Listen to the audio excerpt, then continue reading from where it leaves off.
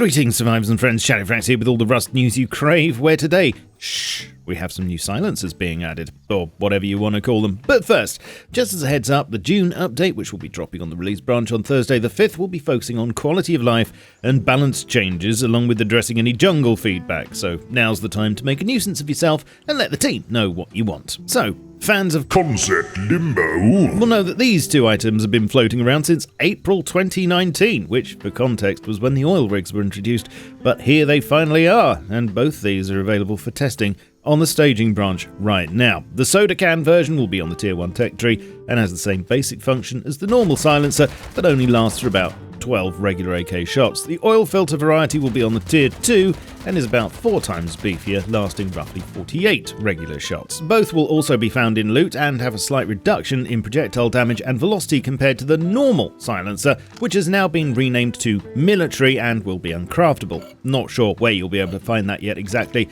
but it will likely be in elite crates. There's also a new targeting attachment being added to staging, which is another mod that will allow you to use pings whilst the weapon's equipped, similar to binoculars. It's all a bit placeholdery at the moment, and very subject to change, as most things are, but pretty useful nonetheless. Not only, but also there are a few changes to teas coming. Advanced and pure versions of the crafting, harvesting, cooling and warming flavours are being added, along with a slight rebalance to the armour slot chance given by crafting teas to make them line up more closely with the intended values, as you can see here. Over to quality of life changes that are being thrust upon us, and firstly a new convar and setting in the options menus being added to alter the appearance of crosshairs when hovering over things, which will allow text and icons to be removed if desired, as you can see here. A pickup volumes being added to bamboo wall shelves, half-height and regular shelves to allow them to be picked up as long as there are no other deployables within said volume. I believe this is to prevent deployables placed on them from being destroyed if you were to pick them up without this check. A 5th input slots being added to industrial crafters to allow for high external wall crafting. Phones can now ring for 24 seconds before they automatically hang up, it used to be 12, and player phones will now be listed in the directory before monument and static phones. For modders and cinematographers, 3 new spawnable grass displacement volumes are being added, and this is what they do.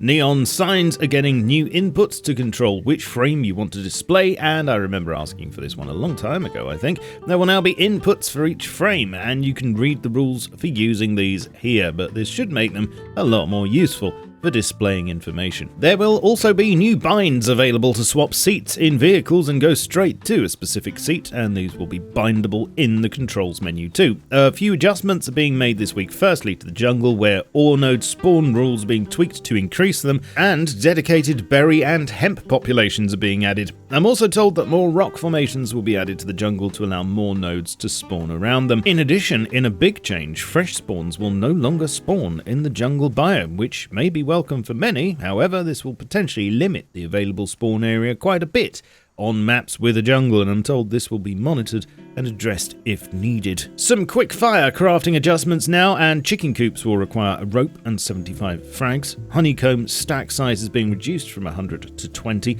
Beehive crafting will require sheet metal. Burlap gloves will now give a small amount of bullet protection. Wooden barricade stack sizes are going from 10 down to 5. Natural beehive spawn rates are being reduced to 20% of what they are currently, and the time that all bee swarms stick around for is being reduced as well.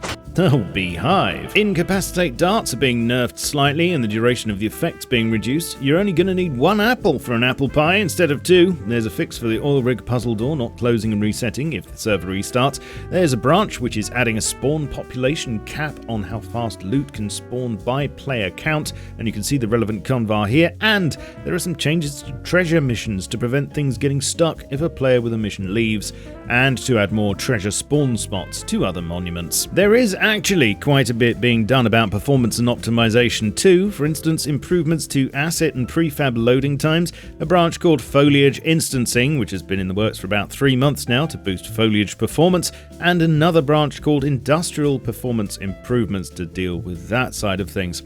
Over to works in progress now, and there's a lot of work going on to add wallpapers to floors, known for centuries now as carpet, and I believe there will be some kind of DLC expansion next month for ceiling and floor wallpapers. What a time to be alive. Hack Week may be over now, and please see last week's vid for details on such marvels as fart darts, but there were some more projects mentioned over the last few days, including a new type of spike trap, a personal safe, and sea mines. And I hate to keep banging on about it, but as these are all Hack Week things, they're subject to change and might never happen. Something that does look like it'll definitely surface, though, is the naval update. No word on when that's dropping anchor just yet, but as mentioned last week, it will include not just a floating city, a trawler, and scientist patrol boats, but also shipbuilding, with this week a load of new parts being worked on, such as small and large sails, a manual anchor, an outboard motor, and Tier 2 and 3 boat steering wheels. Things are getting serious. Right, you are now up to date. Leave a like and a sub. Check me out on my socials, including my Steam group, and you can support my work here via YouTube membership, super thanks, and on Patreon. I shall catch you all soon, but in the meantime, keep calm and stay rusty. Cheerio.